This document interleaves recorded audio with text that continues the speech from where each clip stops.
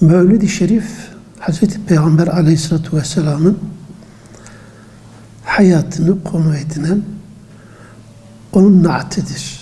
Yani onunla ilgili yapılan övgülerdir, salavatlardır, medihlerdir.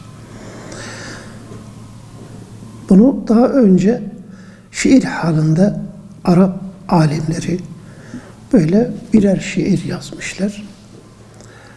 Kitapçık halinde değil. Şiirler halinde birçok şair onun hakkında medhiyeler dizmişti. Arapçada fazla öyle mevlid kitabı haline getirilmiş olan bu tarzda bu Kürtçe yazılmış Seyyid-i Batı'yı tarafından, böyle Muhammed-i Batı'yı tarafından yazılmış ilk Kürtçe eserdir. Menzume şeklinde.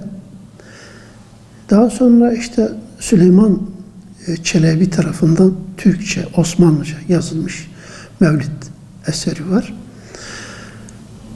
Farsça yazılmış olan mevlid eserleri var. Suranice yazılmış olan mevlid kitapçıkları var. Zazaca, Melahmed-i Hasi'nin yazdığı Zazaca mevlid var. Daha sonra Kürtçe mevlid olarak Mustafa Turan'ın yazdığı daha güncel, daha özet bir şekilde yazdığı bir mevlid var. Mardinli Mala Muhammed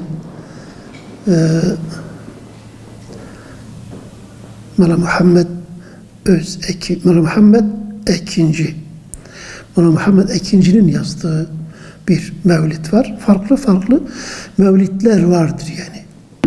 Bütün bunların gayesi, hedefi Resulullah Aleyhisselatü Vesselam'ı övmek, ona medhiyeler dizmektir. Mevlidin bir de tarihçesini, yani ilk yazılan mevlid Hazreti Peygamber Aleyhisselatü Vesselam'dan sonra 300 yıl sonra yazılmıştır.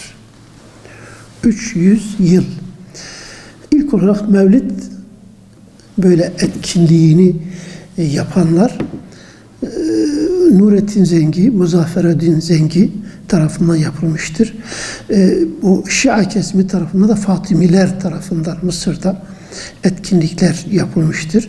Yani bizim kutlu doğum dediğimiz Mevlid günü, Mevlid haftası ve Mevlid ayı, bunu geniş zamana da yayanlar vardır. Bu mevsimde Mevlid etkinliğini yapmışlar ve bu etkinlik günümüze kadar devam ediyor. Kimi yerlerde özellikle Kürdistan bölgesinde veyahut Osmanlı topraklarında, Osmanlı eski yaşadığı topraklarda tasavvufi bir gelenekten gelerek mevlid zaman zaman evlerde okutulmuş. Birkaç kişi bir araya gelmişler, bir yemek hazırlamışlar.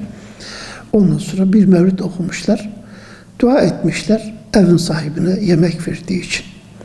Bu mevlidi ne zaman veriyorlar? Genelde biri gurbetten geldiği zaman, askerlik gibi bir askerlik bitirip geldiği zaman veyahut esir düşmüş, esaretten kurtulup geldiği zaman veyahut başına bir macera, bir bela gelmiş, o belayı yani def ettikten sonra, yani bir feraca, bir kurtuluşa erdikten sonra millet şükür mahiyetinde bu tarzda mevlidler vermişler. Bunu adet haline geldi. Bu aslında İslami bir şey değildir. Yani bir adettir.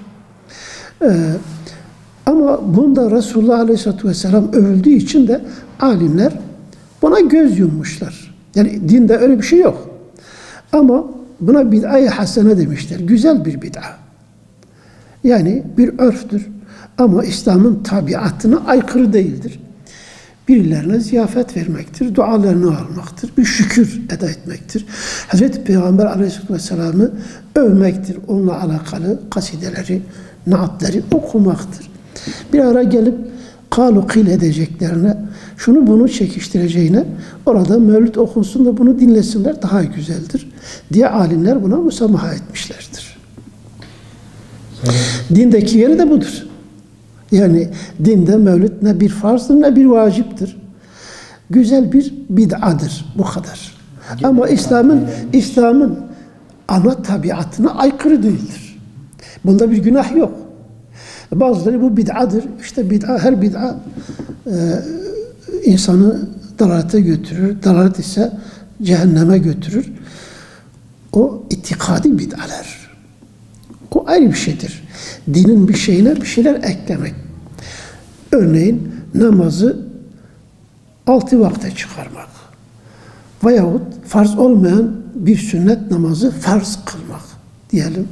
Öğle vaktinin sünnetleri farzdır. Böyle şeyler İslam'a ilave etmek dinin yani esasını değiştirmek bunlar kötü bid'alerdir.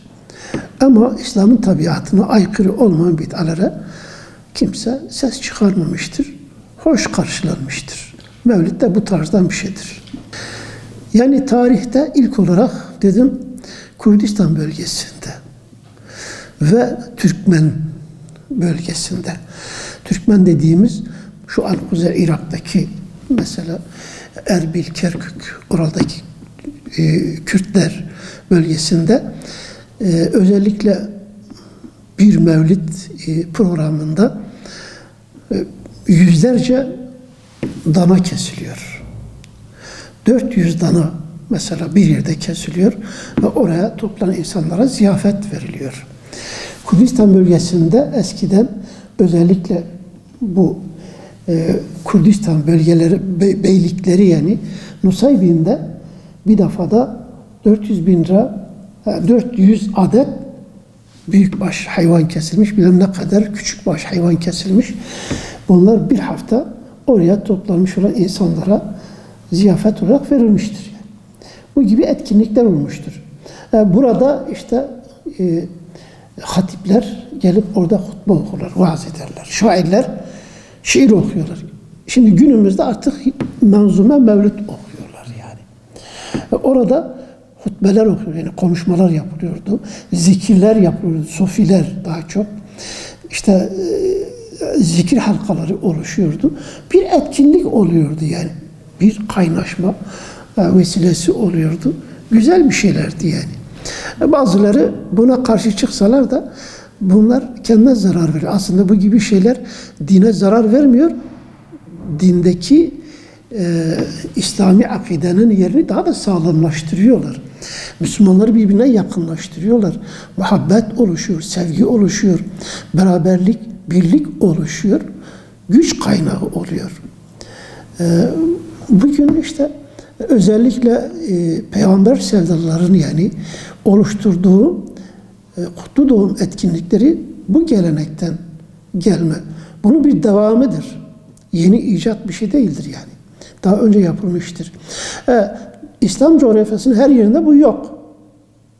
Ama peygamber sevdalıları bunu Avrupa'ya kadar da götürdüler. Yani Avrupa, Müslüman olmayan yerlere, oralara kadar götürdüler.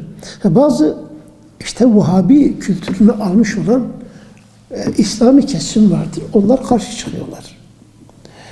Onlar bırakmıyorlar. Yerlerinde de yapılsın. Müsaade etmiyorlar.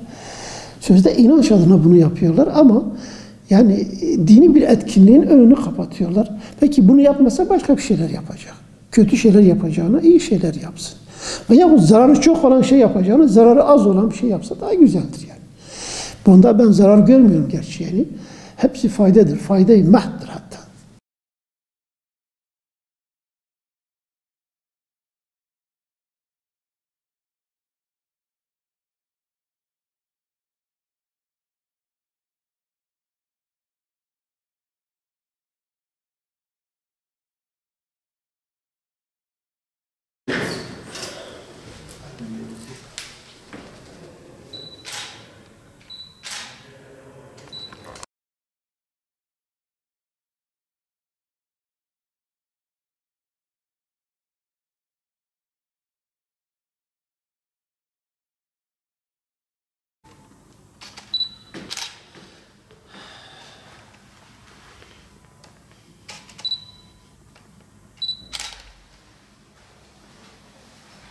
Şöyle Adem